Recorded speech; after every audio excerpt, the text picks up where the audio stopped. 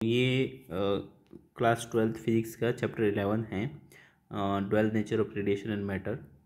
तो इसलिए इस चैप्टर को जो है इस पीपीटी के माध्यम से हम जो है एक टाइप से रिवीजन के तरीके से बहुत जल्दी ख़त्म करने की कोशिश करेंगे।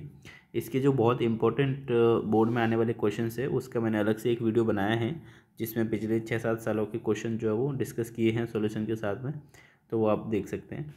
तो फिलहाल इस चैप्टर को शुरू करते हैं दोस्तों। तो इसमें जो स्टडी करने वाले हैं dual nature of radiation and matter, मतलब किसी भी कोई भी पार्टिकल होता है तो उसके दो नेचर होते हैं, मतलब कि वो एज ए वेव भी बिहेव करता है और एज ए पार्टिकल भी बिहेव करता है। ठीक है, तो उसके दो जो नेचर है उसको हम इसमें स्टडी करेंगे। तो इसकी जो शुरुआत होती है वो ये होती है कि अपन ने जो पहले चैप्टर में पढ़ा है, जैसे कि वेव थ्योरी है या फिर वेव ऑप्टिक्स है, उसमें जो पढ़ा है कि पोलराइजेशन इन क्या बोलते हैं, इंटरफेरेंस, डिफ्रैक्शन, पोलराइजेशन, ये सब जो है इनकी वजह से और मैक्सवेल की इलेक्ट्रोमैग्नेटिक इक्वेशन के कारण और हर्ट्ज साहब ने जो generation and detection of electromagnetic wave का एक्सपेरिमेंट किया था, इन सब से ये ऑलरेडी साबित हो चुका है कि जो अपना लाइट है वो क्या है, वेव है। ठीक है, इनसे ये साबित हो चुका है। उसके बाद में क्या किया, जे थॉमसन साहब ने कैथोड रे ट्यूब में एक एक्सपेरिमेंट किया। ठीक है, जैसे ये दिया हुआ इस टाइप की कैथोड रे ट्यूब होती है, तो उन्होंने क्या किया, इलेक्ट्रॉन का एक स्ट्रीम लिया और बेसिकली उसको जनरेट किया, एक कैथोड और एक एनोड बनाया और उसको हाई वोल्टेज से कनेक्ट किया। ठीक है, तो यहाँ से इलेक्ट्रॉन निकले और इस तरीके से उनकी एक वेव निकली। उस वेव में उन्होंने परपेंडिकुलर एक तो मैग्नेटिक फील्ड लगाया और एक परपेंडिकुलर क्या लगाया, इलेक्ट्रिक फील्ड लगाया। ठीक है, इलेक्ट्रिक फील्ड और मैग्नेटिक फील्ड को परपेंडिकुलर लगाया इलेक्ट्रॉन की स्ट्रीम में। तो और उससे उनको ये पता लगा कि जो E/m का रेशियो आता है वो इतना आता है, मतलब जो इलेक्ट्रॉन थे उनके E/m इलेक्ट्रॉन का चार्ज अपॉन मास का जो रेशियो है वो उन्होंने कैलकुलेट किया। ठीक है, उसके बाद एक R.A. मिल्कन साहब थे, उन्होंने क्या किया, ऑयल ड्रॉप एक्सपेरिमेंट किया, जो आपने केमिस्ट्री में भी पढ़ा होगा। तो ऑयल ड्रॉप एक्सपेरिमेंट से उनको ये पता लगा, उन्होंने किया क्यों था कि उनको चार्ज पता करना था इलेक्ट्रॉन के ऊपर का। ठीक है, और उनको ये पता लगा कि इलेक्ट्रॉन के ऊपर का जो चार्ज है वो हमेशा किसके मल्टीपल में होता है, इसके मल्टीपल में होता है। ठीक है, इसी से इन्होंने ये साबित किया था कि जो चार्ज होता है इलेक्ट्रॉन का, इलेक्ट्रिक चार्ज क्या होता है, क्वांटाइज होता है, मतलब किसी फिक्स चार्ज का मल्टीपल होता है, इसी का मल्टीपल होगा। ठीक है, जैसे 5 ही होगा, 6 ही होगा, 7 ही होगा। तो जो ये ई का जो चार्ज है वो हमेशा इतना ही रहेगा। ठीक है, और यहाँ से उन्होंने क्या किया, चार्ज कैलकुलेट कर लिया, इलेक्ट्रॉन का चार्ज। ठीक है, जो कितना आया 1.6 × 10⁻⁻⁹ कूलम। ठीक है, और अपन को E/m कहाँ से पता चला था, जे थॉमसन साहब ने बताया था। ई अपन को कहाँ से पता चला, मिल्कन से। तो इन्होंने जो E/m रेशियो आया था उसमें ई का वैल्यू पुट कर दिया था और क्या निकल गया हमारे पास में, m। ठीक है, तो बोलते यहाँ से अपन को मास ऑफ इलेक्ट्रॉन भी पता लग गया। ठीक है, अब आगे चलो, आगे अपन आते हैं इलेक्ट्रॉन इमिशन में। इलेक्ट्रॉन इमिशन का मतलब ये होता है कि इलेक्ट्रॉन का कोई भी अगर मेटल सरफेस है, जैसे ये मेटल सरफेस है, यहाँ से इलेक्ट्रॉन को बाहर निकालना। ठीक है, इसको बोलते हैं इलेक्ट्रॉन का इमिट करना। ठीक है, तो इसमें एक चीज़ होती है वर्क फंक्शन। अब जब भी किसी मटेरियल में जो इलेक्ट्रॉन रहते हैं वो हमेशा एटम से अट्रैक्टेड रहते हैं, प्रोटॉन वगैरह के चार्ज से, तो वो अट्रैक्टेड रहते हैं, तो उसको निकालने के लिए कुछ ना कुछ एनर्जी चाहिए होती है, नहीं तो ऐसे तो फिर तुरंत ही वो बाहर किसी बिना कारण के आ जाएंगे। मतलब अगर एनर्जी नहीं देनी पड़ेगी तो जब मर्जी होगी तब बाहर आ जाएंगे, समझ रहे हो। तो वो इलेक्ट्रॉन को अगर बाहर निकालना है तो हमें कुछ एनर्जी देनी पड़ेगी, उस एनर्जी को बोलते हैं वर्क फंक्शन। वो हर मेटल की अलग अलग होती है, जैसे आयरन है, कॉपर है, ये सब की जो है वो अल्ट्रावायलेट रे अगर अपन डालते हैं तो उससे हाई एनर्जी डालने के कारण इलेक्ट्रॉन बाहर आते हैं। लेकिन कुछ कुछ मेटल होते हैं जैसे सोडियम हो गया, है ना, ये सब एल्कली मेटल जो हो गए, उनमें अपन जो विजिबल लाइट होती है, जो अपने आँखों से, जैसे पीली लाइट है, ग्रीन लाइट है, रेड लाइट है, ये सब अगर डालते हैं तब भी इसमें से इलेक्ट्रॉन आ जाते हैं। तो ये मेटल की प्रॉपर्टी पे डिपेंड करता है। तो इस चीज़ को बोला जाता है वर्क फंक्शन। तो वर्क फंक्शन क्या हो गया, वर्क फंक्शन इज बेसिकली वो मिनिमम एनर्जी है, ठीक है, required by an electron to escape from the metal surface. ठीक है, किसी मेटल सरफेस से इलेक्ट्रॉन को बाहर निकालना है तो उसको कितनी एनर्जी चाहिए होगी, उस एनर्जी को बोला जाता है वर्क फंक्शन। ठीक है, इसको φ0 से डिनोट किया जाता है और इलेक्ट्रॉन वोल्ट में मेजर किया जाता है। अगर आप 1 इलेक्ट्रॉन वोल्ट बोलेंगे कि क्या होता है, तो 1 electron volt is energy gain by electron when it is accelerated by 1 volt. अगर 1 वोल्ट से मैं किसी इलेक्ट्रॉन को एक्सीलरेट करूँ तो उसको कितनी एनर्जी आएगी, उस एनर्जी को अपन 1 इलेक्ट्रॉन वोल्ट बोलते हैं। और 1 इलेक्ट्रॉन वोल्ट की वैल्यू कितनी होती है, 1.6 × 10⁻⁹ जूल। ये याद रखना, काम आएगा। ठीक है, तो अगर मेरे को 1 जूल का वैल्यू निकालना है तो 1 इलेक्ट्रॉन वोल्ट डिवाइडेड बाय 1.6 × 10⁻⁻⁹ लिख दूंगा। ठीक है, तो सिंपल सी बात है, अगर मेरे को जूल को इलेक्ट्रॉन वोल्ट में कन्वर्ट करना है तो मैं 1.6 × 10⁻⁻⁹ से क्या कर दूंगा, डिवाइड कर दूंगा। ठीक है, अब ये इलेक्ट्रॉन इमिशन की बात होगी। देखो यहाँ पे लिखा हुआ है इट डिपेंड्स ऑन द, मतलब जो वर्क फंक्शन है वो किस पे डिपेंड करता है, properties of metal and nature of surface. ठीक है, मैंने बताया प्रॉपर्टीज ऑफ मेटल जैसे कॉपर है, सोडियम है, इन सब का अलग अलग होगा अलग अलग प्रॉपर्टी के कारण। और दूसरा होता है कि इनमें जो है वो नेचर ऑफ सरफेस के कारण। अगर आपके पास रफ सरफेस है, ठीक है, अगर आपके पास रफ सरफेस है या स्मूथ सरफेस है एकदम, तो अलग अलग वर्क फंक्शन होगा, अलग अलग जो है वो एनर्जी लगेगी दोनों में, किसी में कम लगेगी किसी में ज़्यादा लगेगी। ठीक है, देखो अब इसके क्या क्या मेथड है। ठीक है, मेथड्स ऑफ इलेक्ट्रॉन इमिशन, एक होता है थर्मियोनिक इमिशन। तो थर्मियोनिक इमिशन वो होता है, थर्मल मतलब हीट। ठीक है, अगर मैं किसी को गर्म करता हूँ, हीटिंग करता हूँ, सो अगर उससे इलेक्ट्रॉन निकलता है तो उसको बोलते हैं थर्मियोनिक इमिशन। तो by suitable heating sufficient thermal energy can be imparted to the free electrons to enable them to come out from the metal. तो किसी भी मेटल को अगर मैं हीट करके उसमें इलेक्ट्रॉन निकाल रहा हूँ तो उसको बोलते हैं थर्मियोनिक इमिशन। फिर होता है फील्ड इमिशन। फील्ड इमिशन मतलब अगर मैं हीट करने की बजाय उसमें स्ट्रॉन्ग इलेक्ट्रिक फील्ड दे दूँ उस मेटल को, और इलेक्ट्रिक फील्ड के कारण इलेक्ट्रॉन बाहर निकलेगा, तो उसको बोलते हैं फील्ड इमिशन। तो by applying a very strong electric field of the order of this to a metal, electron can be pulled out from the metal just like spark plug. तो अपनी गाड़ी में जो स्पार्क प्लग होता है उसमें क्या होता है कि यहाँ पर बैटरी से इसको हाई इलेक्ट्रिक फील्ड देते हैं और यहाँ से स्पार्क निकलता है, और उससे मतलब इलेक्ट्रॉन निकलता है, इलेक्ट्रॉन मतलब स्पार्क हो गया, चार्ज ही है वो। ठीक है, तीसरा तरीका जो होता है जिसको इस चैप्टर में अपन स्टडी करना है वो है photo electric effect. Photo electric, photo का मतलब हो गया कि जो सनलाइट वगैरह से आ रही है या जो भी लाइट से है, मतलब फोटो मतलब लाइट। ठीक है, सो व्हेन लाइट को, अगर किसी लाइट की फ्रीक्वेंसी को अपन मेटल के ऊपर गिराते हैं और उसकी वजह से इलेक्ट्रॉन निकलता है तो उसको बोलते हैं फोटो इलेक्ट्रिक इमिशन। तो when a light of suitable frequency illuminate, मतलब उसके ऊपर गिरती है on metal surface, electron are emitted from the metal surface. Electron के ऊपर लाइट गिरने से इलेक्ट्रॉन बाहर निकलते हैं मेटल सरफेस से। तो these photo generated electrons are called photo electrons. Photo मतलब लाइट, लाइट से जनरेटेड जो इलेक्ट्रॉन है उसको बोलते हैं फोटो इलेक्ट्रॉन्स। ठीक है, अब फोटो इलेक्ट्रॉन, अब अपन बात करेंगे फोटो इलेक्ट्रिक इफेक्ट पे ही। ठीक है, इन दोनों पे अपन बात नहीं करने वाले हैं क्योंकि अपना चैप्टर ही इसी पे है। तो फोटो इलेक्ट्रिक इफेक्ट में स्टार्टिंग पे जो किसने की थी, हर्ट्ज साहब ने कुछ ऑब्जर्व किया। हर्ट्ज साहब क्या कर रहे थे कि ये एक्सपेरिमेंट कर रहे थे अपना प्रोडक्शन ऑफ इलेक्ट्रोमैग्नेटिक वेव। इनको इलेक्ट्रोमैग्नेटिक वेव पैदा करनी थी किससे, स्पार्क डिस्चार्ज से। तो स्पार्क डिस्चार्ज से मतलब ऐसे होता है कि इन्होंने एक टाइप का, इस टाइप का एक वो बनाया, आर्क बनाया। ठीक है, इस टाइप का मतलब शेप बनाया, उसमें इन्होंने चार्ज दिया, पॉजिटिव नेगेटिव चार्ज दिया। तो यहाँ पे दोनों के बीच में गैप था, तो इस गैप में क्या, पॉजिटिव नेगेटिव चार्ज के कारण स्पार्क जनरेट हुआ। जैसे होता है वेल्डिंग वगैरह करते हैं तो मेटल और अपनी जो रॉड होती है उसके बीच में गैप होता है, तो जब थोड़ा सा गैप रहता है तो करंट के कारण स्पार्क होता है और वहाँ से इलेक्ट्रोमैग्नेटिक वेव निकलती है। इसी तरीके से वो भी वेव पैदा करना चाह रहे थे, तो उनकी वेव तो निकल रही थी। लेकिन जब इस सेटअप को, ये जो सामने वाली जो प्लेट है जिसको ये करंट दे रहे हैं, अगर वहाँ पे ये कोई यूवी लाइट डाल देते हैं, ठीक है, अगर वहाँ पे अल्ट्रा वायलेट लाइट डालते हैं तो इन पे जो जो इस इलेक्ट्रोमैग्नेटिक वेव निकले थे वो इन्हेंस होकर निकल रही थी, मतलब और अच्छी क्वालिटी की है और अच्छी एनर्जी के साथ में निकल रही थी।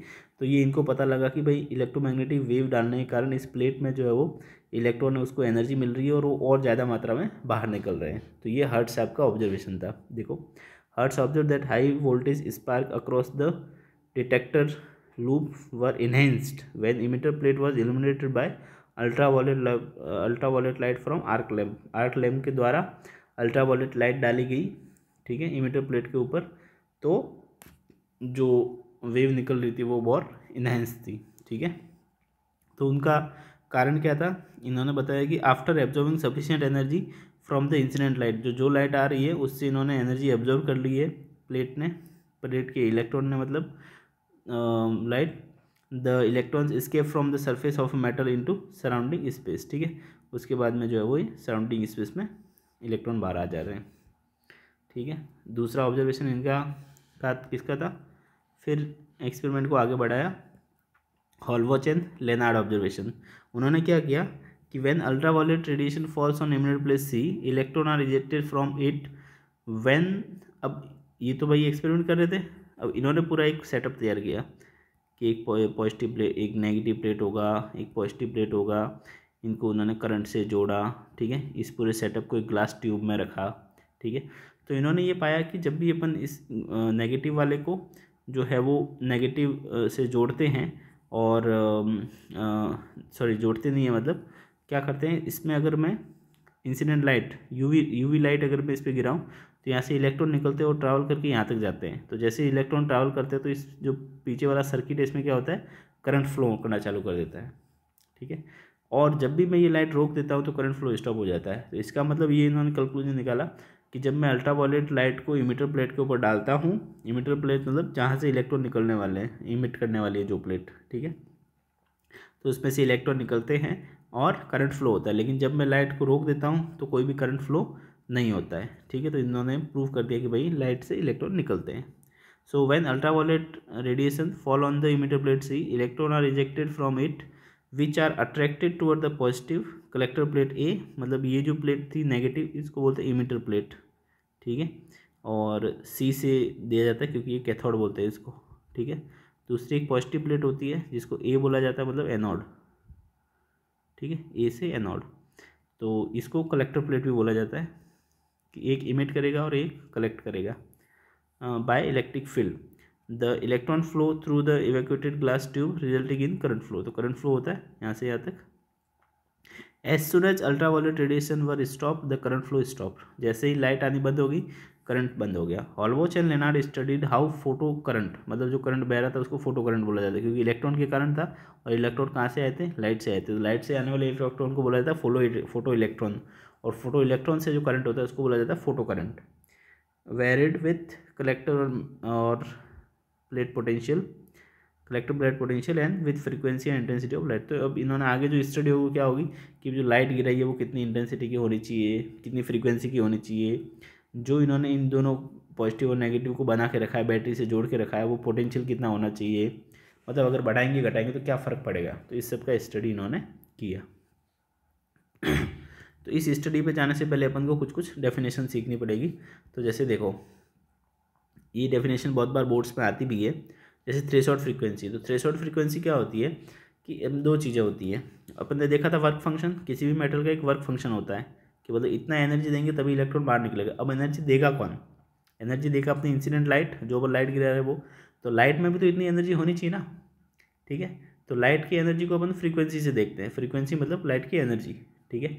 तो इतनी कम से कम फ्रीक्वेंसी होनी चाहिए ताकि वर्क फंक्शन से ज़्यादा हो और इलेक्ट्रॉन को बाहर फेंक सके, ठीक है। तो थ्रेशोल्ड फ्रीक्वेंसी को क्या बोलेंगे, it is the minimum frequency required by incident light. किसकी फ्रीक्वेंसी है, इंसिडेंट लाइट की, to overcome the work function, work function से ज़्यादा हो of the metal and emit electron from the its surface. तो सिंपल सी भाषा में बोले जाए कि भाई इतनी फ्रीक्वेंसी जिससे मेटल से इलेक्ट्रॉन को बाहर आ जाए या मेटल इलेक्ट्रॉन इमिट करने लगे, उस फ्रीक्वेंसी को क्या बोला जाता है, थ्रेशोल्ड फ्रीक्वेंसी। तो उससे थ्रेशोल्ड फ्रीक्वेंसी से कम में कोई भी इलेक्ट्रॉन बाहर नहीं निकलेगा। बाहर नहीं निकलेगा तो मतलब फोटो इलेक्ट्रिक इफेक्ट नहीं होगा और फोटो इलेक्ट्रिक करंट कितना रहेगा, 0। So no electron will be emitted from metal surface if frequency of incident light is below the threshold frequency, ठीक है। फिर this minimum frequency depend on nature of material of the emitter plate, ठीक है, simple है। Work function ही, अब ये frequency आपकी work function पर डिपेंड कर रही है। भाई जितना वर्क फंक्शन कम होगा उतनी फ्रीक्वेंसी कम होगी, तब भी काम चल जाएगा। तो ये थ्रेशोल्ड फ्रीक्वेंसी किस पे डिपेंड करती है, मटेरियल पे डिपेंड करती है। अगर सोडियम है तो कम फ्रीक्वेंसी से भी काम चल जाएगा, अगर कॉपर है तो ज़्यादा फ्रीक्वेंसी चाहिए, ठीक है। फिर होते हैं फोटो सेंसिटिव सब्सटेंस। तो क्या है, जैसे जिंक, कैडमियम, मैग्नीशियम, ये सब्सटेंस है जिसमें अगर यूवी रे डालते हैं तब इलेक्ट्रॉन निकलता है, विजिबल लाइट से नहीं निकलता। विजिबल लाइट में मतलब जो वीबीक्यू और आप बोलते हैं, ठीक है, violet, red, yellow, green, blue, ये सब। और दूसरे होते हैं alkali metal like lithium, sodium, potassium, caesium, rubidium, ठीक है। इन सब ये इतने सेंसिटिव होते हैं कि आपकी जो विजिबल लाइट होती है जो अपन देख सकते हैं, अगर आप पीले कलर की टॉर्च भी इसके ऊपर मारोगे तो क्या होगा, इलेक्ट्रॉन इमिट हो जाएगा, ठीक है। फिर आता है अपना कि फोटो इलेक्ट्रिक इफेक्ट होता कैसे है, ठीक है। तो photo electric all these substance, मतलब ये सब जो फोटो सेंसिटिव सब्सटेंस है, अब प्लास्टिक के ऊपर टॉर्च मारोगे तो कुछ होगा नहीं क्योंकि वो फोटो सेंसिटिव है ही नहीं, ठीक है। तो जितने भी फोटो सेंसिटिव सब्सटेंस है emit electron when they are illuminated by light. तो जितने फोटो इलेक्ट्रिक सब्सटेंस है वो लाइट इमिट करते हैं जब वो इलेक्ट्रॉन इमिट करते हैं जब उनके ऊपर लाइट डाली जाती है, और इन इलेक्ट्रॉन को बोला जाता है फोटो इलेक्ट्रॉन, और इस फेनोमेना को बोला जाता है फोटो इलेक्ट्रिक इफेक्ट। समझ गए? ये भी डेफिनेशन बहुत बार आती है। नाउ एग्जैक्टली होता कैसे है सेटअप, एक्सपेरिमेंटल सेटअप देख लो। इसमें होती है एक तो ग्लास ट्यूब, ये ग्लास ट्यूब है, फिर थिन फोटोसेंसिटिव कैथोड प्लेट और अनदर प्लेट ए एनोड। ये सी मतलब कैथोड प्लेट नेगेटिव में रहेगी, और ए मतलब एनोड प्लेट जो पॉजिटिव में रहेगी। इसको अपन कलेक्टर प्लेट भी बोलते हैं, इसको इमिटर प्लेट भी बोलते हैं, ठीक है, क्योंकि यहाँ से इलेक्ट्रॉन निकल के इधर जाते हैं, इमिट होते हैं, और ये कलेक्ट करता है, ठीक है। तो इसको बेसिकली नेगेटिव से जोड़ा जाता है, इसको पॉजिटिव से जोड़ा जाता है, और यहाँ से एक विंडो से लाइट सोर्स से लाइट डाली जाती है। मोनोक्रोमेटिक मतलब एक फ्रीक्वेंसी एट अ टाइम, ठीक है, ताकि अपन फ्रीक्वेंसी को भी स्टडी कर पाए, ठीक है। तो यहाँ से जैसे ही लाइट डाली जाती है तो होता क्या है कि जैसे ही लाइट अपने इमिटर प्लेट पे गिरती है, जैसे ये गिर रही है, ठीक है, तो यहाँ से अब इस लाइट की फ्रीक्वेंसी अगर अपनी थ्रेशोल्ड फ्रीक्वेंसी बोलते हैं V0, ठीक है।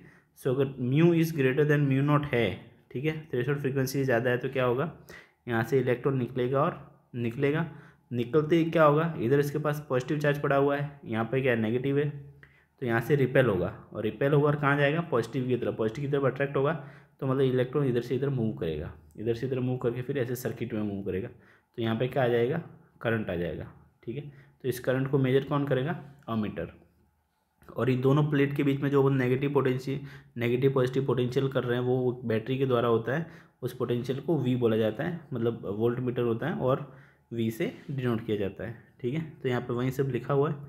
तो अगर इसमें चेंज करना है तो अपन क्या क्या कर सकते हैं कि दोनों का पोटेंशियल प्लस माइनस कर सकते हैं, क्योंकि अपने पास बैटरी है, अगर इसको प्लस करना है तो प्लस कर सकते हो, इसको माइनस करना है तो माइनस कर सकता हूँ। अपने पास लाइट है, उसको वेरी कर सकते हैं, इंटेंसिटी बढ़ानी है, फ्रीक्वेंसी बढ़ानी है, वो सब अपन कर सकते हैं। तो उससे क्या क्या फ़र्क पड़ेगा वो भी आगे अपन देखते हैं। तो पहला जो इफेक्ट है वो है variation of photo electric current can be done by, किस किस के कारण किया जा सकता है, इंटेंसिटी को अपन ने घटाया बढ़ाया, फ्रीक्वेंसी को घटाया बढ़ाया, पोटेंशियल जो है उसको घटाया बढ़ाया, या फिर अलग अलग मटेरियल यूज़ लिए, ठीक है। तो पहला इफेक्ट है कि इंटेंसिटी अगर बढ़ाएंगे तो क्या होगा। तो देखो यहाँ पे बहुत ही सिंपल चीज़ है समझने के लिए, और वो ये है कि दो चीज़ें पहले तो इंटेंसिटी का मतलब समझ लो। इंटेंसिटी का मतलब ये हो गया कि सपोज एक प्लेट है, ठीक है, उसको मैं एक टॉर्च से जला रहा हूँ, एक टॉर्च की लाइट उसके ऊपर मार रहा हूँ, ठीक है। मेरे पास जैसे पीली अपने घर में टॉर्च होती है वैसी टॉर्च है, और उससे मुझे 5 इलेक्ट्रॉन निकल रहे हैं। कैसे, कितने इलेक्ट्रॉन निकल रहे हैं, 5, क्योंकि उसके पास इतनी एनर्जी है, ठीक है। अब अगर मैं एक और टॉर्च ऐसी 3 टॉर्च और मारूँ, ठीक है, तो मेरे पास इससे 5 आ गया, फिर इससे 5 आ गया, तो टोटल इलेक्ट्रॉन कितने निकलेंगे, 15 इलेक्ट्रॉन निकलेंगे, ठीक है। तो जितनी इंटेंसिटी ज़्यादा होगी, जितनी इंटेंसिटी ज़्यादा होगी उतना क्या होगा, करंट ज़्यादा होगा, क्योंकि नंबर ऑफ इलेक्ट्रॉन ज़्यादा होंगे। तो नंबर ऑफ इलेक्ट्रॉन ज़्यादा होंगे तो जितने ज़्यादा इलेक्ट्रॉन होंगे उतने ज़्यादा इलेक्ट्रॉन मूव करेंगे, तो जितने ज़्यादा इलेक्ट्रॉन मूव करेंगे उतना करंट होगा। तो देखो, the number of photo electric electrons emitted per second is directly proportional to intensity. तो जितने इलेक्ट्रॉन निकलेंगे वो किसके प्रोपोर्शनल है, इंटेंसिटी के। इंटेंसिटी ज़्यादा तो इलेक्ट्रॉन ज़्यादा, इलेक्ट्रॉन ज़्यादा तो करंट ज़्यादा, ठीक है। तो इस चीज़ को ध्यान रखना है। तो अगर ग्राफ प्लॉट करने के लिए अपन को बोला जाए, ठीक है, यहाँ पे क्या क्या चीज़ कांस्टेंट है वो भी देखना है। देखो करंट और इंटेंसिटी के बीच में तो एक स्ट्रेट लाइन आ जाएगी, जब दोनों मतलब जब इंटेंसिटी बढ़ेगी तो करंट भी बढ़ेगा, ठीक है। तो यहाँ पे अगर देखा जाए तो अपन ने जो ए प्लेट है, कलेक्टर प्लेट, उसको पॉजिटिव में रखा है, एमिटर प्लेट को नेगेटिव में रखा है, एंड यहाँ से इलेक्ट्रॉन निकल रहा है attracted toward collector plate, keeping the frequency of the incident light and potential fix. क्या क्या फिक्स कर रहे हैं, फ्रीक्वेंसी और पोटेंशियल। तो ये जो पोटेंशियल है इसको मैं फिक्स कर दे रहा हूँ, और इस लाइट की जो फ्रीक्वेंसी है इसको फिक्स कर दे रहा हूँ, ठीक है। अब होगा पोटेंशियल बदलना है। सेकंड केस क्या है, अगर मैं पोटेंशियल बदलूँ तो क्या होगा। अब पोटेंशियल बदलने में 2 चीज़ें हैं, ठीक है।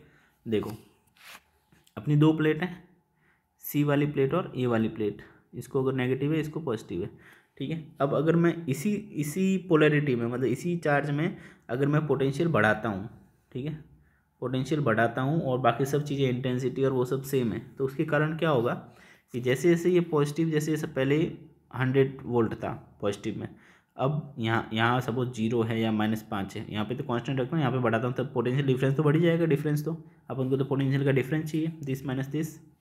तो ये +100 था, तो यहाँ पे सपोज 15 इलेक्ट्रॉन आए थे, वो धीरे धीरे इसकी तरफ खींचे आ रहे थे। अब जैसे ही मैं इसको बढ़ा के सपोज 200 करता हूँ तो ये थोड़े फास्ट आएंगे, ठीक है। तो अपना करंट क्या होता है, करंट होता है Q/T, ठीक है, चार्ज पर यूनिट टाइम। तो अगर कम टाइम लग रहा है तो करंट बढ़ जाएगा, अगर टाइम कम है, ठीक है। तो टाइम कम कब होगा, जब ये पोटेंशियल बढ़ाऊंगा तो जल्दी से खींचेगा, ये टाइम कम होगा। सपोज मैंने ये +500 कर दिया, तो जितने यहाँ पे इलेक्ट्रॉन थे वो फट से जैसे ही निकले फट से खींच के इधर आ गए एक ही सेकंड में, ठीक है। यहाँ से भाई इंटेंसिटी की लाइट पड़ रही है, वो कुछ इलेक्ट्रॉन बाहर निकाल रही है पर सेकंड, और पर सेकंड में जितने इलेक्ट्रॉन निकल रहे थे फट से खींच के यहाँ ले आया। अब उसके बाद तो यहाँ पे इलेक्ट्रॉन बचे ही नहीं, इलेक्ट्रॉन कब आएंगे, अगली सेकंड में आएंगे, ठीक है।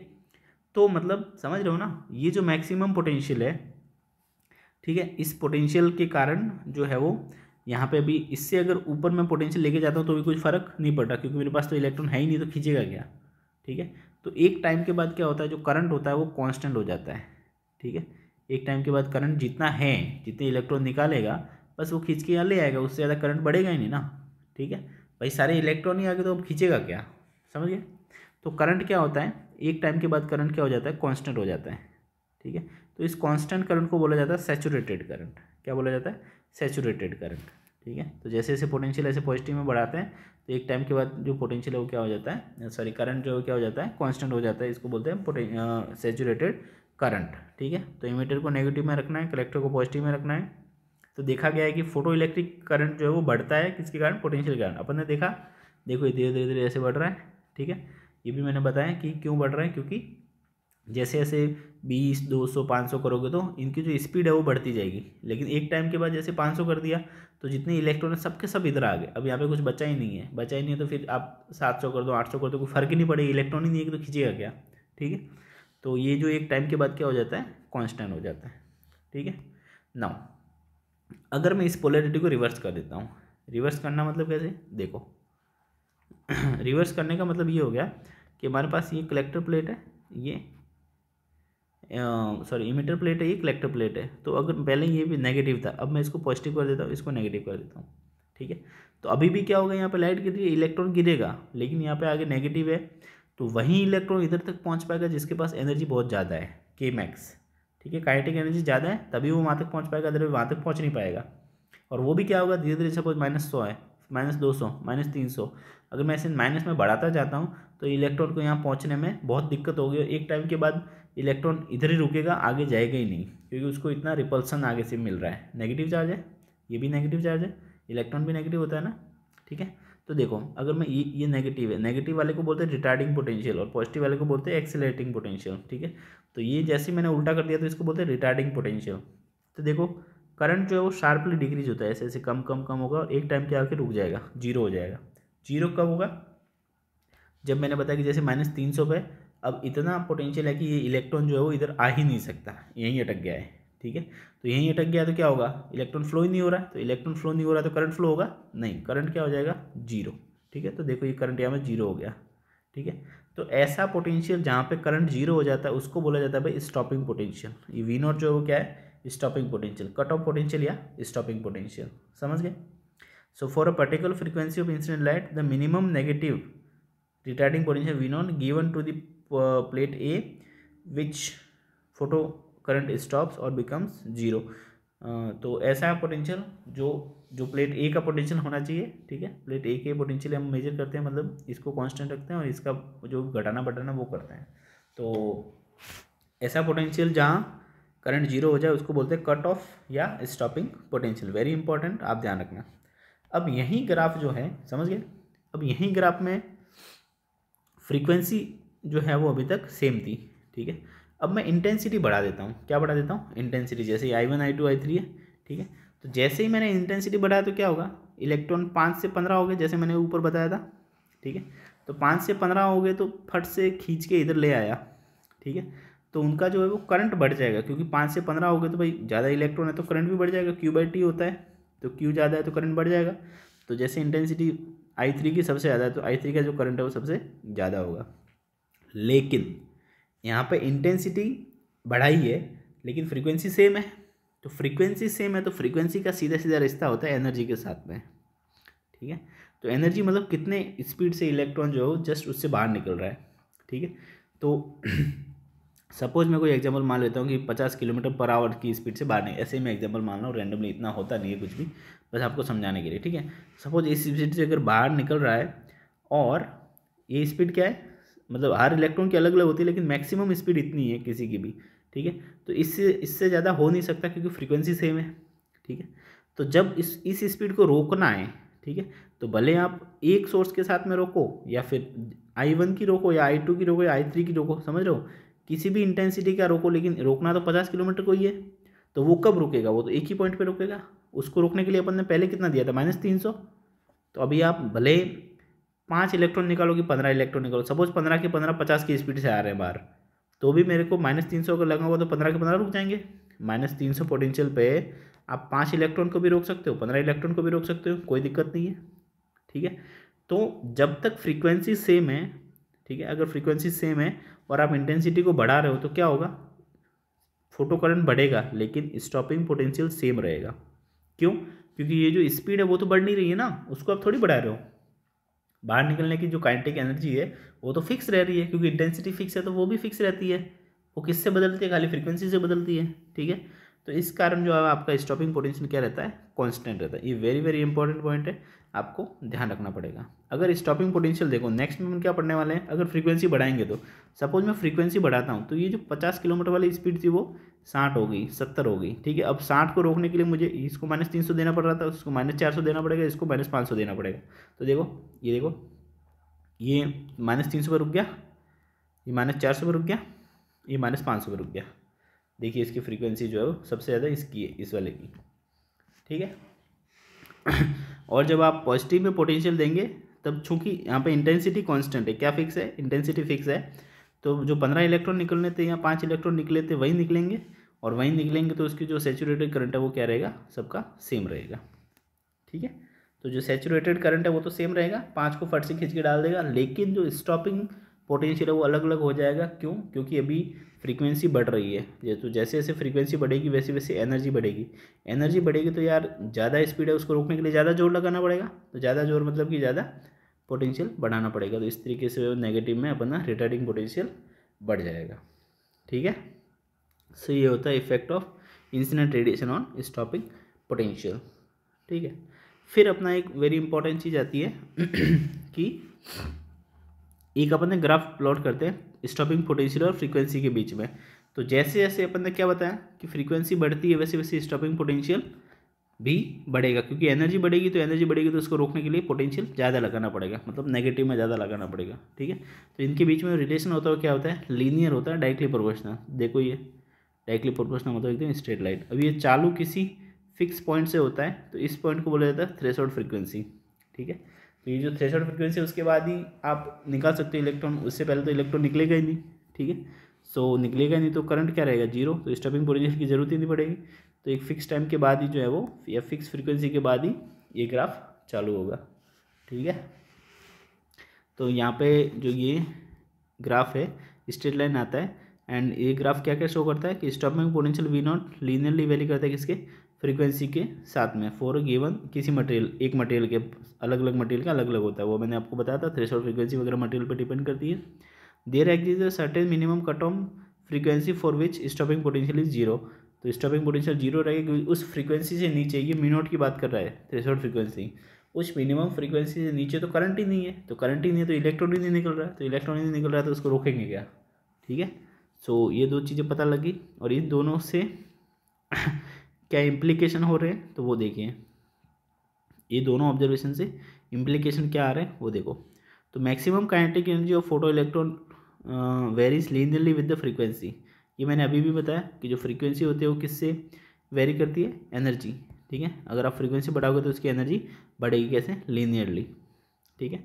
बट इंडिपेंडेंट ऑफ इंटेंसिटी, ये भी मैंने बताया कि इंटेंसिटी जो अपन ने क्या पहले करी थी, स्पीड 50 से आ रही थी, आप 10 टॉर्च लगा दोगे तो भी स्पीड 50 ही रहेगी, उससे नहीं बढ़ेगी, क्योंकि एनर्जी जो है वो इंटेंसिटी पे डिपेंड नहीं करती है। किस पे डिपेंड करती है, फ्रीक्वेंसी पे डिपेंड करती है। वेरी वेरी इंपॉर्टेंट पॉइंट, ठीक है।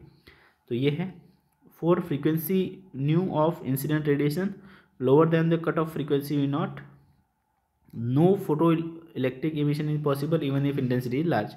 यहाँ पे आप 15 टॉर्च लगा रहे हो, 10 टॉर्च लगा रहे हो, लेकिन जब तक वो फ्रीक्वेंसी आपकी नहीं आएगी तब तक आप इलेक्ट्रॉन निकाल ही नहीं सकते थ्रेशोल्ड फ्रीक्वेंसी। जैसे आप सिंपल सा एग्जांपल दो तो आयरन की प्लेट है और उसके ऊपर येलो जो टॉर्च रहती है वो आप पूरे दिन या 50 टॉर्च लेके खड़े रहो, 10 लोग 100 लोग लेके खड़े रहो, लेकिन इलेक्ट्रॉन निकलेगा? कभी नहीं निकलेगा।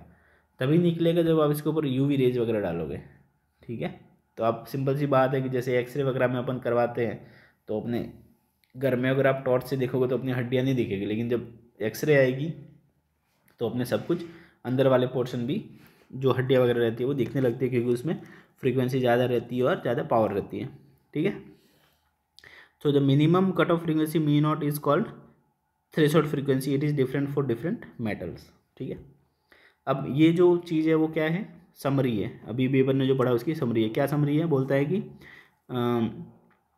किसी एक मटेरियल के लिए frequency of incident radiation the photo electric directly proportional to intensity of the, जो करंट होता है वो किससे प्रोपोर्शनल होता है? इंटेंसिटी के, ठीक है। जितना इंटेंसिटी ज़्यादा उतना ज़्यादा इलेक्ट्रॉन निकलेगा, इलेक्ट्रॉन ज़्यादा निकलेगा तो करंट ज़्यादा होगा, ठीक है। लेकिन सेम फ्रीक्वेंसी की बात हो रही है, ठीक है। उसके बाद रहती है कि अगर फ्रीक्वेंसी सेम है तो saturated current is found to be proportional to intensity of the radiation. तो जो सैचुरेटेड करंट होता है वो भी इंटेंसिटी के प्रोपोर्शनल होता है, लेकिन stopping potential independent of intensity. ये भी अपन ने अभी भी पढ़ा कि सैचुरेटेड करंट है वो इंटेंसिटी के डायरेक्टली प्रोपोर्शनल होता है। जितना इंटेंसिटी ज़्यादा रहेगा, 5 इलेक्ट्रॉन, 10 इलेक्ट्रॉन, 15 इलेक्ट्रॉन, ठीक है, तो जितने ज़्यादा इलेक्ट्रॉन निकलेंगे उतना सैचुरेटेड करंट ज़्यादा रहेगा, लेकिन स्टॉपिंग पोटेंशियल सेम रहेगा, क्योंकि सबका एनर्जी कितना है? 50 50 50। तो जो स्टॉपिंग पोटेंशियल है वो किस पर डिपेंड करता है? फ्रीक्वेंसी पे। तो अगर इंटेंसिटी सेम है तो स्टॉपिंग पोटेंशियल भी सबका क्या रहेगा? सेम रहेगा, ठीक है। तो वही जो अपन ने भी पढ़ा वही सब है। For a given photo sensitive material there exist a certain minimum cut off frequency of incident radiation called the threshold frequency below which no emission of photo electron takes place, ठीक है। तो थ्रेशोल्ड फ्रीक्वेंसी के नीचे कोई भी electron photo electric effect नहीं देता है और फोटो इलेक्ट्रॉन इमिट नहीं होता है, no matter how intense the intensity is. Above the threshold frequency, the stopping potential or equivalent maximum kinetic energy of emitted photon increases linearly with the frequency, ठीक है। तो इस फ्रीक्वेंसी मतलब mu naught के ऊपर जो है उनकी जो काइनेटिक एनर्जी जो भी होती है वो किसके साथ वेरी करती है? फ्रीक्वेंसी के साथ में। जितनी ज़्यादा फ्रीक्वेंसी होगी उतनी ज़्यादा फिर काइनेटिक एनर्जी होगी, और किस पे डिपेंड नहीं करती है? इंटेंसिटी पे, ठीक है। तो इन शॉर्ट अगर मैं आपको बताना चाहूँ तो आप सिंपल सा याद रख सकते हैं एक लॉजिक, वो ये है कि आपकी जो इंटेंसिटी है, ठीक है, वो प्रोपोर्शनल होती है करंट के, ठीक है, मतलब आई प्रोपोर्शनल टू आई एक तरीके से, ठीक है। और आपकी जो फ्रीक्वेंसी होती है, ठीक है, या फिर मैं ऐसे बोलूँ कि जो एनर्जी होती है, काइनेटिक एनर्जी बोलूँ, वो प्रोपोर्शनल होती है किसके? फ्रीक्वेंसी के। और यहाँ पे जो है intensity is not proportional to what? Kinetic energy, ठीक है। तो काइनेटिक एनर्जी से उसका कोई भी लेना देना नहीं होता है, किसका? इंटेंसिटी का। इंटेंसिटी का लेना देना होता है करंट के साथ में, और काइनेटिक एनर्जी का लेना देना होता है फ्रीक्वेंसी के साथ में, ठीक है। और ये जो नेक्स्ट पॉइंट है वो क्या है कि फोटो इलेक्ट्रिक इफेक्ट जो इंस्टेंटेनियस प्रोसेस है, मतलब जैसे यूवी रेज गिरेगा वैसे फट से इलेक्ट्रॉन निकलेगा और करंट चालू हो जाएगा, ठीक है। कितना टाइम लगता है इलेक्ट्रॉन निकलने में? 10⁻⁹ सेकेंड, इतना कम टाइम में, ठीक है। Even when the incident radiation is max made dim. अब आप इंटेंसिटी कितनी भी कम कर लो, ठीक है, लेकिन अगर थ्रेशोल्ड फ्रीक्वेंसी से ज़्यादा है इसकी फ्रीक्वेंसी तो वो फट से इलेक्ट्रॉन निकाल देगा। भाई 5 इलेक्ट्रॉन की बजाय 1 इलेक्ट्रॉन निकालेगा, लेकिन निकालेगा तो सही, क्योंकि उसकी ताकत है, ठीक है। अब इसी चीज़ जो अपन ने पढ़ा उसको कौन एक्सप्लेन कर रहा है? Wave theory.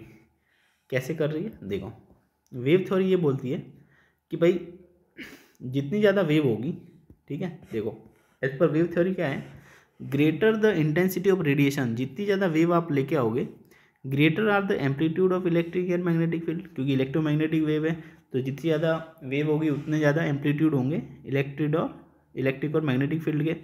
Consequently greater the intensity greater should be the energy absorb by each electron, ठीक है। तो बोल रहा है कि अगर आप बहुत सारी वेव लेके आओगे तो जो इलेक्ट्रॉन पड़े हुए हैं मेटल के सरफेस पे वो बहुत ज़्यादा एनर्जी एब्जॉर्ब करेंगे, ठीक है, तो उनकी एनर्जी बढ़ जाएगी, ठीक है। किससे बढ़ जाएगी? इंटेंसिटी से बढ़ जाएगी, ऐसा बोल रहा है। इंटेंसिटी मतलब ज़्यादा वेव, पावर की बात नहीं कर रहा, फ्रीक्वेंसी सेम है, ठीक है। तो बोल रहा है कि अगर मैं ज़्यादा वेव लेके आऊँगा तो उसकी एनर्जी बढ़ जाएगी, क्योंकि ज़्यादा वेव आएगी तो ज़्यादा एनर्जी आएगी, और ज़्यादा एनर्जी कब आएगी, क्योंकि ज़्यादा एक ही इलेक्ट्रॉन अगर बहुत सारी वेव ऑब्जर्व कर लेगा तो ज़्यादा उसके पास एनर्जी आ जाएगी, ऐसा बोल रहा है। The maximum kinetic energy of photo electron on the surface is then expected to increase with increase in intensity. तो बोल रहा है कि अगर इंटेंसिटी बढ़ाओगे तो एनर्जी बढ़ेगी, लेकिन ये तो पॉसिबल नहीं है, अपने को तो उल्टा मिला है। This is contradiction with the photo electric experiment. तो अपन ने जो एक्सपेरिमेंट है उससे पता चला कि जो इंटेंसिटी है उससे खाली करंट बढ़ता है, ठीक है, उससे खाली करंट बढ़ता है, और उससे जो है वो अपनी एनर्जी है वो बिल्कुल डिपेंड नहीं करता है, एनर्जी हमेशा कांस्टेंट रहती है, ठीक है। वो तब बढ़ती है जब फ्रीक्वेंसी बढ़ाते हैं, ठीक है। तो ये पहला कारण था कि वेव थ्योरी उसको एक्सप्लेन नहीं कर पा रही है। दूसरा कारण क्या है, वेव थ्योरी बोलती है कि no matter what the frequency of radiation is. अब बोलता है कि आप जो है वेव की फ्रीक्वेंसी कुछ भी हो, वेव की एनर्जी कुछ भी हो, लेकिन अगर किसी मेटल पे पूरे दिन अगर वेव में डालूं, वेव भले लो एनर्जी की हो, जो थ्रेशोल्ड फ्रीक्वेंसी हो ही नहीं इसके पास, हमें कोई मतलब नहीं है इससे, अगर पूरे दिन में डालता हूँ तो भाई जो इलेक्ट्रॉन है वो फट से जो मतलब जो है वो बहुत सारी वेव को एब्जॉर्व करेगा, जैसे जैसे एब्जॉर्व करेगा वैसे वैसे उसकी एनर्जी बढ़ती जाएगी और एक टाइम के बाद इलेक्ट्रॉन बाहर आ जाएगा। लेकिन ऐसा नहीं होता है। अपन ने बोला है कि अगर आप, मैंने बोला था ना कि वो अगर पीली टॉर्च अगर आप पूरे दिन भी मेटल के पास में लेके खड़े रहते हो तो भी जो है वो उससे इलेक्ट्रॉन नहीं निकलेगा, क्योंकि उसकी इतनी थ्रेशोल्ड फ्रीक्वेंसी ही नहीं है, ठीक है। लेकिन इसका ये कहना है कि नहीं अगर आप पूरे दिन लेके खड़े रहोगे तो बहुत सारे वेव इसमें जाएगी, इलेक्ट्रॉन एनर्जी ऑब्जर्व करेगा और एनर्जी बढ़ जाने के कारण इलेक्ट्रॉन बाहर निकलेगा। तो यहाँ पे भी ये क्या रॉन्ग साबित होता है, ठीक है। Over sufficient time should be able to impart enough energy to the electron so that they exceed the minimum energy required needed to escape from the metal surface. A threshold frequency therefore should not exist. बोलता है threshold frequency होना ही नहीं चाहिए, जितना wave जा रहा है उतनी एनर्जी आएगी, और भाई अगर 1 घंटे बाद नहीं तो 2 घंटे बाद एनर्जी लेके उसको उठना ही है इलेक्ट्रॉन को, लेकिन ऐसा तो होता नहीं है। तो यहाँ पे वेव थ्योरी फेल हो जाती है। दूसरा आपका आता है कि since a large number of electron are absorb energy. तो बोलता है कि एक प्लेट के ऊपर कितने हजारों लाखों करोड़ों इलेक्ट्रॉन होते हैं, तो मेरी जो वेव जाएगी वो क्या है एनर्जी डिस्ट्रीब्यूट हो जाएगी थोड़ी थोड़ी थोड़ी थोड़ी थोड़ी। तो फोटो इलेक्ट्रिक इफेक्ट से तुरंत इलेक्ट्रॉन नहीं निकलना चाहिए, 2-4 घंटे बाद जब सब इलेक्ट्रॉन जो है एनर्जी एब्जॉर्ब कर लेंगे, सबके पास में इतनी एनर्जी पहुंच जाएगी कि वर्क फंक्शन से ज़्यादा हो, तब इलेक्ट्रॉन निकलेगा, ठीक है। तो ये एक टाइम टेकिंग प्रोसेस है, लेकिन ऐसा नहीं होता। हमने क्या पढ़ा ऊपर कि फोटो इलेक्ट्रिक इफेक्ट क्या होता है, इंस्टेंटेनियस प्रोसेस होता है। ये देखो तुरंत इलेक्ट्रॉन निकलता है 10⁻⁹ सेकेंड में, ये एक्सपेरिमेंट के रिजल्ट है, ठीक है। तो वेव थ्योरी उसको एक्सप्लेन नहीं कर पा रहा है, ठीक है। So since a large number absorb the energy absorb per electron per unit time turns out to be small, hence photoelectric effect is time taking process, can take few hour for electron emission, whereas electron जो photoelectric theory है वो बोलती है कि ये process कहता है instantaneous है। तो इन 3 फीचर के कारण हमें पता लगा कि जो वेव थ्योरी यहाँ पे काम नहीं आएगी, मतलब कि जो रेडिएशन है, जो अपना लाइट है वो वेव की तरह बिहेव नहीं कर रहा है, ठीक है। नाउ जबकि अपन ऊपर पढ़ चुके हैं कि अपना इंटरफेरेंस पोलराइजेशन उन सब में वेव की तरह काम करती है, लेकिन यहाँ पे वेव की तरह काम नहीं कर रही है। फिर बाय आइंस्टीन सर, ठीक है। तो आइंस्टीन साहब ने क्या किया, इस थ्योरी को एक्सप्लेन किया। अब देखो इससे आपके एकदम कॉन्सेप्ट क्लियर हो जाएंगे। तो Einstein photo electric equation exam में बहुत बार आता है, right the Einstein photo electric equation. तो ये होती है आइंस्टीन साहब की फोटो इलेक्ट्रिक इक्वेशन, ये आपको लिख के आनी है। तो आइंस्टीन साहब ने क्या बोला कि जो रेडिएशन जो आप लाइट डाल रहे हैं मेटल प्लेट पे, वो किसका बना होता है, क्वांटा ऑफ एनर्जी, पैकेट्स होते हैं, एनर्जी के पैकेट्स होते हैं, ठीक है। तो एनर्जी के पैकेट्स आते हैं जिसको बाद में अपन फोटोन भी बोलने वाले हैं, ठीक है, एक तरीके से पार्टिकल, ठीक है। तो एनर्जी बंडल की फॉर्म में आती है, buildup of discrete unit so called quanta of energy of radiation. Each quanta of energy have radiant energy has energy of h nu. तो जितने फोटोन है उसकी एनर्जी हर एक की कितनी है, एच न्यू, ठीक है, ये इसकी एनर्जी है। Where H is the Planck's constant and nu is the frequency, ठीक है। In photo electric effect the electron absorb the quantum energy of this radiation. If this quantum energy absorbed exceed the minimum energy required needed for electron to escape from the metal surface, there is one function the electron is emitted with maximum kinetic energy. इसका कहने का मतलब ये है कि मेरे जो photon है उसके पास एनर्जी कितनी है, एच न्यू। अगर ये एच न्यू आपके वर्क फंक्शन से ज़्यादा है, ठीक है, मतलब कि वर्क फंक्शन मतलब क्या हो गया आपका एच, इनको मैं एच न्यू भी बोल सकता हूँ, मतलब ये जो थ्रेशोल्ड फ्रीक्वेंसी है वो, ठीक है। अगर उससे ज़्यादा है या फिर फ्रीक्वेंसी थ्रेशोल्ड फ्रीक्वेंसी से ज़्यादा है तो ये फोटोन जो है वो इलेक्ट्रॉन निकाल देगा और निकाल के उसके पास जो काइनेटिक एनर्जी होगी वो इसके पास आ जाएगी।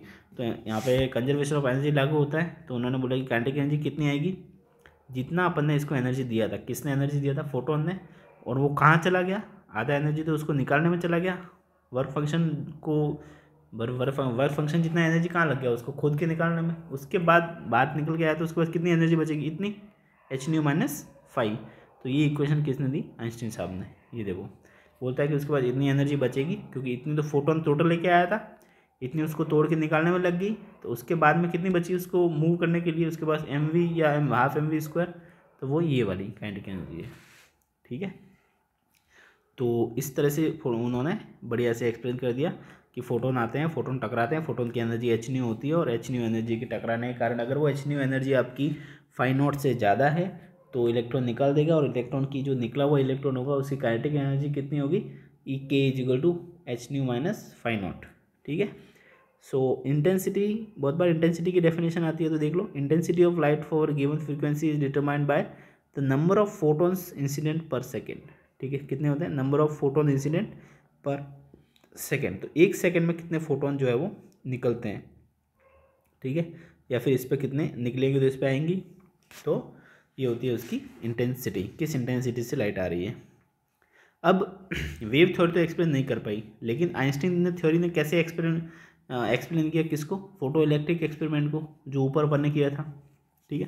तो देखो उन्होंने क्या बोला कि on increasing intensity number of photons पर सेकेंड, उन्होंने बोला कि जितने जैसे मैं इंटेंसिटी बढ़ाऊंगा, जैसे मैं 1 टॉर्च से 3 टॉर्च कर रहा था तो ये 5 इलेक्ट्रॉन 5 इलेक्ट्रॉन 5 इलेक्ट्रॉन, तो इनका ये कहना था कि भाई इससे भी तो कुछ फोटोन थे, इससे भी कुछ फोटोन आएंगे, इससे भी कुछ फोटोन आएंगे, तो जितने ज़्यादा फोटोन आएंगे उतने फोटोन जो इसके ऊपर टकराएंगे, तो जितने ज़्यादा फोटोन टकराएंगे तो उतने ज़्यादा इलेक्ट्रॉन को बाहर निकालेंगे। तो सही है, तो मतलब जितनी इंटेंसिटी ज़्यादा रहेगी उतने फोटोन ज़्यादा रहेंगे, फोटोन ज़्यादा रहेंगे उतने के उतने क्या आएंगे, इलेक्ट्रॉन ज़्यादा निकलेंगे, तो जितने ज़्यादा इलेक्ट्रॉन निकलेंगे तो उतना ज़्यादा क्या होगा, करंट होगा। तो सिंपल से क्या समझ में आया कि intensity directly proportional to current, ठीक है। तो सही है, जैसे अपन ने बोला था पहले, on increasing intensity number of photon per second per unit area will increase and hence more electron will come out and photo electric current will increase, so intensity is directly proportional to photo electric current, true. दूसरा है कि हर photon के पास energy होती है h new, ठीक है। तो अपन ने क्या बोला था कि एनर्जी किस पर डिपेंड करते हैं, फ्रीक्वेंसी पे। इन्होंने तो बोला कि एनर्जी जो होती है h न्यू होती है, न्यू मतलब h तो कांस्टेंट है, न्यू क्या फ्रीक्वेंसी है, तो मतलब energy directly proportional to frequency, hence proved. पहले भी अपन ने ये बोला था, which is directly proportional to frequency and independent of intensity. तो जो एनर्जी होती है, जैसे मैंने स्पीड बताया कि 50 किलोमीटर/आवर की स्पीड होगी, तो वो इंटेंसिटी पे डिपेंड नहीं कर रही थी, वो डिपेंड कर रही थी फ्रीक्वेंसी पे। जैसे फ्रीक्वेंसी बढ़ाओगे तो 60 70 80 ऐसे होती जाएगी, ठीक है। तो यहाँ पे भी उन्होंने यही बताया कि एनर्जी, उन्होंने सीधा सीधा फार्मूला ही दे दिया कि भाई देखो ऐसा ऐसा आता है, H nu, H is Planck's constant and nu is the energy, ठीक है। उसके बाद increasing the intensity will increase the number of emitted electron per second, however the maximum kinetic energy of emitted electron is determined by the energy of each photon, ठीक है। तो energy of photon कब बढ़ेगी, जब 5 बढ़ेगा, मतलब ये frequency या न्यू बढ़ेगा। तो अगर न्यू कांस्टेंट है, सपोज न्यू अगर कांस्टेंट है तो क्या होगा, सबकी जो जितने इलेक्ट्रॉन निकल रहे हैं उसकी एनर्जी सबकी सेम रहेगी। सपोज 5 निकलो कि 50 निकलो या 15 निकलो, सबकी एनर्जी 50 किलोमीटर/आवर की है तो उतनी रहेगी, ठीक है। इस स्पीड से ही चलेंगे तो अपना जो है फोटो इलेक्ट्रिक करंट तो बढ़ेगा, लेकिन क्या नहीं होगा जो अपना जो मैक्सिमम काइनेटिक एनर्जी है वो इंटेंसिटी पर डिपेंड नहीं करती है, वो डिपेंड करती है आपकी फ्रीक्वेंसी पे, ठीक है। तो ये भी इन्होंने प्रूव कर दिया कि increasing intensity will increase the number of electron and उससे करंट बढ़ेगा, लेकिन maximum kinetic energy of emitted photo electron determined by the energy of each photon. जो मैक्सिमम काइनेटिक एनर्जी वो किससे डिपेंड होगी, फोटोन की एनर्जी से, फोटोन की एनर्जी मतलब फ्रीक्वेंसी, ठीक है। उसके बाद बोलता है it explain the threshold frequency concept with non negative kinetic energy पर बिलो इक्वेशन। तो इन्होंने क्या बोला, देखो इन्होंने बोला कि के मैक्स इज क्या होता है, h-5 नॉट, ठीक है। तो इन्होंने बोला कि दुनिया में नेगेटिव एनर्जी नाम की कोई चीज़ नहीं होती है, ठीक है। के max is equal to h-5। इन्होंने बोला कि ये एनर्जी कभी नेगेटिव नहीं हो सकती है, ठीक है। काइनेटिक एनर्जी कभी भी नेगेटिव नहीं होती है, ये हमेशा ग्रेटर दैन 0 होती है, ठीक है। तो अगर ग्रेटर देन इसको 0 होना है, नॉन नेगेटिव होना है, तो H new should be greater than 5, ठीक है। तो मतलब मेरे पास इतनी फ्रीक्वेंसी होनी चाहिए जो इससे ज़्यादा हो, ठीक है। तो इसको उन्होंने क्या बोला, थ्रेशोल्ड फ्रीक्वेंसी बोला। तो इससे उन्होंने क्या एक्सप्लेन कर दिया, थ्रेशोल्ड फ्रीक्वेंसी को एक्सप्लेन कर दिया। तो मैं इसको लिखना चाहूँ तो H new should be greater than H new not, ठीक है। सो ये होता है। तो यहाँ से फाई जो आता है वो क्या आता है, एच न्यू नॉट, ये इसका फार्मूला होता है। ये बहुत जगह यूज भी होता है, आप ध्यान रखिएगा। ये जो फाई नॉट होता है वो क्या होता है, एच न्यू नॉट होता है, ठीक है। सो मतलब कि जो फ्रीक्वेंसी होती है that should be greater than the threshold frequency, तभी आपका फोटो इलेक्ट्रिक इफेक्ट हो पाएगा, ठीक है। ये देखो यहाँ पे आया, ये देखो। तो यहाँ से अगर आप देखो v naught equal to phi naught by h, ये यहाँ से आ गया। और उसके बाद अगर आप और इसको इक्वेशन को करना चाहोगे, देखो, और इसको आगे अगर आप बढ़ाना चाहो आइंस्टीन इक्वेशन को, तो कैसे होगा तो आइंस्टीन इक्वेशन हमारे पास में है कि kinetic energy is equal to H nu minus phi naught, ठीक है। तो अपन ने एनर्जी का एक और फार्मूला पढ़ा हुआ ई वी नॉट, ठीक है। ई वी मतलब जो क्यू इंटू वी, जैसा आपने पढ़ा होगा सेकेंड चैप्टर में। तो इसको e v not is equal to H nu minus phi naught, ठीक है। यहाँ से मैं ई से डिवाइड कर देता हूँ, तो V not is equal to H by E phi not phi minus me not by E, ठीक है। ये इक्वेशन आ जाती है।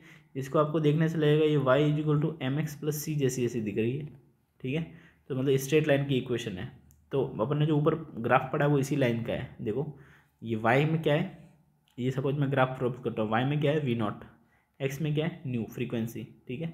सो इसका जो स्लोप है वो क्या होगा, एच बाय ई। देखो इस तरीके का इसका जो स्लोप होता है वो क्या होता है, एच बाय ई, ये इसका स्लोप है। और इसका जो इंटरसेप्ट है, मतलब ये कहाँ पे टच करेगा, यहाँ पे टच करेगा, तो इस इंटरसेप्ट की लंबाई क्या होगी, ये। तो ये जो इंटरसेप्ट की लंबाई है इसको क्या बोला जाता है, फाई नॉट बाय ई, ठीक है। तो आपको ऐसा एग्जाम में क्वेश्चन आएगा कि सपोज जैसे ये क्वेश्चन था, ठीक है। इसको ग्राफ को ऊपर देखो, मैंने पढ़ाया हुआ, देखो ये वाला ग्राफ देखो, ये मेटल ए और बी वाला, ठीक है। यही तो ग्राफ अभी बनाना है, कैसे बन रहा है बताया ना मैंने इक्वेशन से। अगर आपको पूछा जाता है कि क्वेश्चन में ऐसा ग्राफ आता है कि मेटल ए और मेटल बी है, इनमें से किसका वर्क फंक्शन ज़्यादा है, ठीक है। तो आप क्या करोगे, इस तरीके से इंटरसेप्ट देख लोगे। तो इंटरसेप्ट किसका ज़्यादा है, ये मेटल बी का इंटरसेप्ट ज़्यादा है, इसका तो छोटा है, इसका छोटा है, इसका बड़ा है, ठीक है। तो ये मेटल बी का इंटरसेप्ट मतलब क्या होगा, फाई नॉट बाई ई। तो ई तो कांस्टेंट है, तो जिसका इंटरसेप्ट ज़्यादा मतलब वर्क फंक्शन ज़्यादा, तो हम बोलेंगे कि जो बी का वर्क फंक्शन क्या है, ज़्यादा है, ठीक है। तो इस तरीके से क्वेश्चन आते हैं, आपको ध्यान रखना है।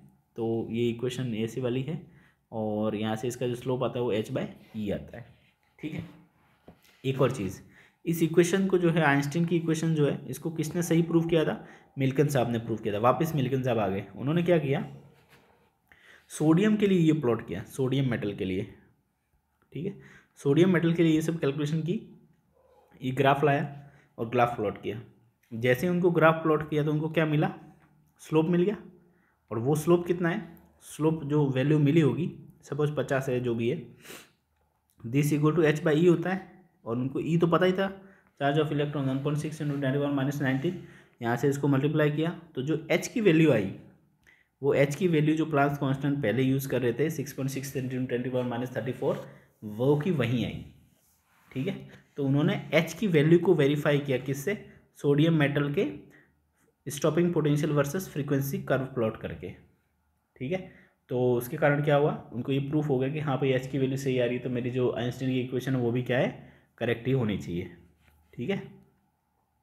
तो इस तरीके से उन्होंने इस इक्वेशन को वेरीफाई किया। इक्वेशन आता है कि how did Millikan verified the this equation, which equation, Einstein photo electric effect की इक्वेशन, ठीक है।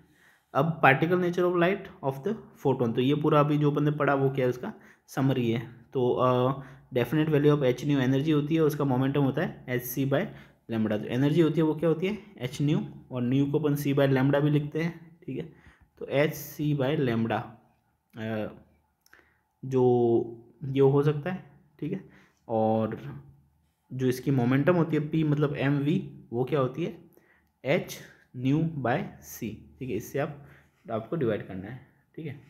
नाउ क्या क्या है पहला क्वेश्चन, पहला इसमें जो है वो particle like behaviour of light was confirm by, particle जो बिहेवियर और किसने कंफर्म किया, अभी तो किसने कंफर्म किया, आइंस्टीन साहब ने कंफर्म किया कि भाई पार्टिकल, फोटोन पार्टिकल जैसे लाइट है, light is a particle form, light में जो पार्टिकल होते हैं फोटोन के, वेव तो एक्सप्लेन ही नहीं कर पाया। और इसको किसने लाइट को बोला कि पार्टिकल है, A.H. कॉम्पटन ने, इन्होंने क्या एक्सपेरिमेंट किया, स्कैटरिंग ऑफ एक्सरे। देखो यहाँ पे ऊपर लिखा हुआ है strong sign light quantum can be associated with particle, this particle is named as photon. देखो इन्होंने फोटोन नाम दे दिया यहाँ पे, ठीक है। तो जो लाइट पार्टिकल इन्होंने क्या बोला जाता है, फोटोन। नाउ अभी जो पढ़ा उसका क्या समरी है कि interaction of radiation with matter, radiation behave as if made up of particle. Radiation किसका बना होता है, पार्टिकल का, उस पार्टिकल को बोला जाता है photon. Each photon is energy H nu, momentum H nu by C, and speed C speed of light होती है, ठीक है। All photon of light of a particular frequency mu wavelength lambda have a same energy H nu H C by lambda and momentum H C by H nu by C. तो यहाँ से आपने ये सी by lambda जैसे यहाँ पे put किया तो सी कट गया, तो एच बाय लैम्बडा आ गया। What ever the intensity of radiation may be, by increasing the intensity of light given wavelength there is only increase in number of photon per second. अब बोलता है कि इंटेंसिटी बढ़ाओगे तो photon per second बढ़ेगा crossing given area with each photon having same energy. लेकिन intensity बढ़ाओगे तो photon तो बढ़ेगा, लेकिन फोटोन का एनर्जी थोड़ी बढ़ेगा, एनर्जी तो उतना ही रहेगा क्योंकि आपने खाली इंटेंसिटी बढ़ाई है। आप फ्रीक्वेंसी बढ़ाओगे तब जाके उसकी एनर्जी बढ़ेगी, ठीक है। Thus photon energy independent of intensity, ठीक है। तो फोटोन की जो एनर्जी है वो इंटेंसिटी से डिपेंड नहीं करती है। फोटोन का मतलब, एनर्जी का मतलब ये हुआ कि नंबर ऑफ फोटोन बढ़ जाएंगे लेकिन उसकी एनर्जी तो वही रहेगी, ठीक है। Photon are electrically neutral and are not deflected by electric and magnetic field, ठीक है। तो in photon particle collision such as photon electron collision the total energy and total momentum आप कंजर्व। तो जितना फोटोन टकराता है इलेक्ट्रॉन को energy देके वो खुद नष्ट होता है। कई बार क्या होता है, आधी एनर्जी दे दी तो इलेक्ट्रॉन निकलता है और आधा एनर्जी के साथ में वो फोटोन निकलता है। हाउएवर मतलब नया फोटोन बन जाता है। The number of photon may not be conserve in a collision, the photon may be absorb और new photon may be created, ठीक है। तो ये थोड़ा सा आपको ध्यान रखना है। फिर आता है wave theory of matter, wave nature of matter. यहाँ पे जो है वो थोड़ा वो हुआ, अब आपको थोड़ा अलग देखने को मिलेगा। देखो डी ब्रोगली साहब आ जाएंगे। The wave nature of light shows up the phenomena of, भाई अपन ने पहले ही प्रूव कर लिया कि लाइट तो वेव है। कहाँ से, इंटरफेरेंस, डिफ्रैक्शन, पोलराइजेशन, ठीक है। अब जो फोटो इलेक्ट्रिक इफेक्ट हुआ है उससे ये पता लग रहा है कि लाइट तो पार्टिकल है। Photo electric effect, confirm effect, energy और मोमेंटम ट्रांसफर इन्वॉल्व हो रहा है which behave made up of bunch of particle of photon. तो अब ये पहले बोल रहा है कि वेव है, अब इस मतलब पहले वाले चैप्टर में पढ़ा कि वेव है, इस वाले चैप्टर में पढ़ रहा है कि ये तो फोटोन नाम का पार्टिकल है, ठीक है। पार्टिकल बिहेवियर ऑफ लाइट होता है जो कॉम्पटन साहब ने एक्स्ट्रा एक्सपेरिमेंट में कंफर्म किया। यहाँ पे आते हैं डी ब्रोगली, इनको डी ब्रॉय बोला जाता है, ठीक है। उन्होंने बहुत ही बोल्ड हाइपोथेसिस दी। उन्होंने क्या बोला, देखो ये बहुत बार आता है क्वेश्चन की what is the de Broglie hypothesis and right the de Broglie wavelength, ठीक है। तो क्या है, बोला है कि इन्होंने moving particle of matter should display wave like properties under suitable condition. तो जो पार्टिकल मूविंग है, पड़ा हुआ वो तो पार्टिकल है, लेकिन अगर वो मूव करता है तो वो वेव लाइक प्रॉपर्टी शो करता है, कोई भी पार्टिकल हो, ठीक है। भले वो अपन मूव कर रहे हो, बॉल मूव कर रही हो, इलेक्ट्रॉन मूव कर रहा हो, ठीक है, वो कैसी एनर्जी शो, कैसा बिहेवियर शो करेगा, वेव लाइक बिहेवियर शो करेगा। इन्होंने कैसे प्रूव किया, तो इन्होंने ऐसा बोला कि नेचर जो है वो बहुत ही सिमेट्रिकल है एंड जो दो बेसिक क्वांटिटी है matter energy must have symmetric character. बोल रहे कोई भी मैटर हो, कोई भी एनर्जी हो, लाइट तो एनर्जी है, मैटर मतलब क्या हो गया, बॉल हो गए, अपने क्रिकेट बॉल हो गई, हम हो गए, मैटर मतलब वो कोई भी फिजिकल चीज़, ठीक है।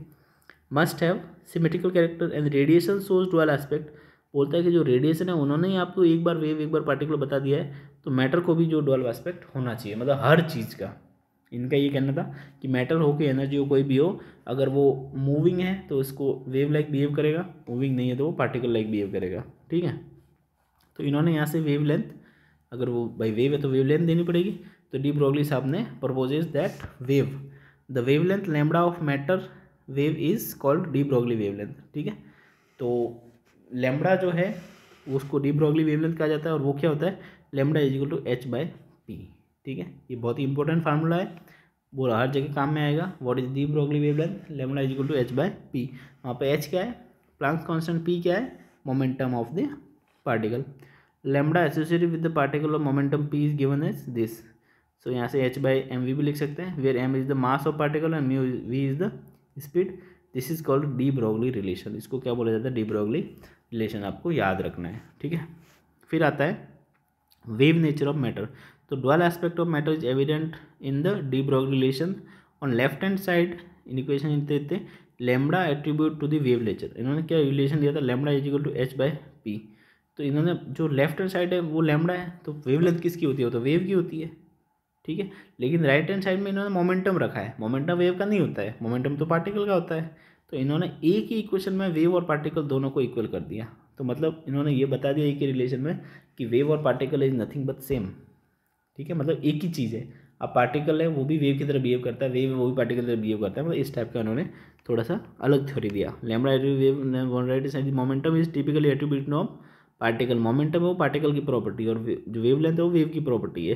Planck's constant relates to this attributes for material particle hypothesis whose validity our interest see that satisfy both. अब इन्होंने क्या बोला कि जैसे अपन ने पहले क्या पढ़ा था, देखो P is equal to H nu by C, तो अपन पहले पढ़ चुका है, ठीक है। कब पढ़ चुका है, आइंस्टीन साहब ने बताया था, और मैंने इसका फार्मूला भी बताया था कि एस सी और इसका फार्मूला होता है सी बाय लैम्बडा, तो सी से सी कट गया, तो P is equal to H by lambda आ गया। यहाँ से लैम्बडा को उधर लेके जाओगे तो एच बाय पी। देखो उस रिलेशन से भी ये सेम रिलेशन वापस प्रूव हो रहा है, ठीक है, ये वाला lambda is equal to H by C.